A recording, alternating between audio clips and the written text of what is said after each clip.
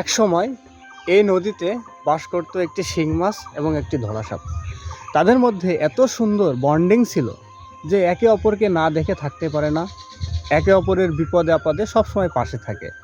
তবে এই বন্ধুত্ব বেশ কিছুদিন চলতে লাগলো, কোনো সমস্যা ছিল না। সমস্যা তখনই হলো যখন শিং মাছ মনে মনে ধলা সাপকে হিংসা করতে থাকলো। কেন হিংসা করতে থাকলো? এজন্য হিংসা করতে থাকলো যে শিং মাছের কাঁটাতে যে বিষ ছিল সেটার পরিমাণ খুব কম ছিল, আর ধলা সাপের দাঁতে প্রচুর পরিমাণে বিষ ছিল। তো এখানে সমস্যাটা, শিং মাছ থেকে ধলা সাপকে অন্যান্য জলজ প্রাণী বেশি ভয় পেত। তো এটা মনে মনে সহ্য করতে পারতো না শিং মাছ। তো শিং মাছ সুযোগ খুঁজতে থাকে, সুযোগের অপেক্ষায় থাকে। এক সময় সুযোগও তিনি পেয়ে গেল।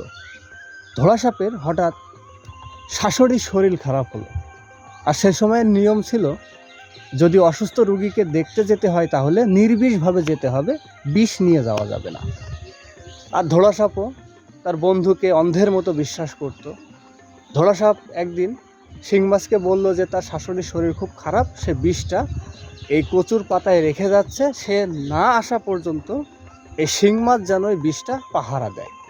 শিং মাছ তো ওই অপেক্ষাতেই রয়েছে।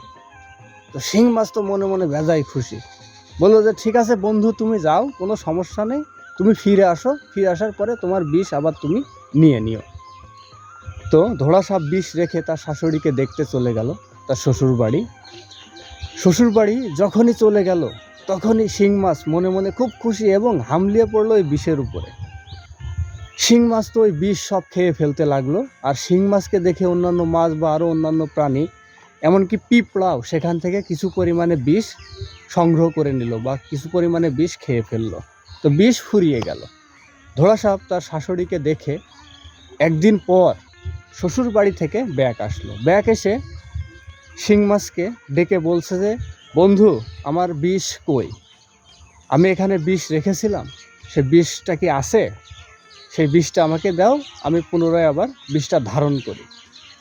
তো তখন শিং মাছ অট্টহাসি দিতে লাগলো যে কিসের বিষ? তুই কোথায় বিষ রেখেছিস? আমি তো জানি না বন্ধু। তখন ধলা সাপ তার বন্ধুর কথা শুনে, তার আত্মার বন্ধুর কথা শুনে খুব অবাক হয়ে গেল যে কিরে বেঈমান, তুই আমার সাথে বিশ্বাসঘাতকতা করলি?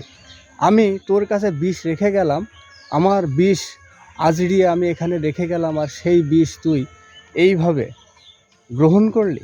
কেন করলি বন্ধু তুই এইটা? বিষগুলো কেন নষ্ট করলি? তখন শিং মাছ বলল যে তোর এই বিষ দেখে আমার খুব হিংসে হতো, তার কারণে এই বিষের কারণে তুই ছিলি খুব শক্তিশালী, তাই আমি এই বিষ আমি নিজে খেয়েছি এবং আমার আশপাশে যত জলজ প্রাণী আছে এমনকি পিঁপড়াকেও আমি এই বিষের ভাগ দিয়েছি। এখন তুই আমার থেকে দূর হ, দূরে যেয়ে মর। তো গল্পটি হচ্ছে এই জন্যই বলা যে আপনি যাকে বিশ্বাস করবেন, যাকে আপনি সব সময় কাছে রাখছেন বা যার সাথে থাকছেন, সুযোগ পেলে কোনো না কোনো এক সময় দেখবেন সে আপনাকে সবল দিবেই। এজন্য অবশ্যই সাবধান হয়ে যাবেন। যেটা গোপন রাখার দরকার সেটা অবশ্যই গোপন রাখবেন। গোপন বিষয়গুলো কখনো ওপেনে আনার কোনো প্রয়োজন নেই, সে যতটা আপন লোকই হোক না কেন। একটা জিনিস চিন্তা করে দেখেন যে দুনিয়াতে কত ক্ষমতাধর ব্যক্তি বা কত প্রেমিক পুরুষ সবই চলে গেছে এই বিশ্বাসঘাতকতার জন্য। একটা জিনিস লক্ষ্য করলেই বুঝতে পারবেন যে নবাব সিরাজউদ্দৌলার পরাজয়। মীর জাফর নবাব সিরাজউদ্দৌলাকে কিভাবে বোকা বানিয়েছিল বা কিভাবে সিরাজউদ্দৌলার সাম্রাজ্যের পতন ঘটিয়েছিল। তো সবাই ভালো থাকবেন।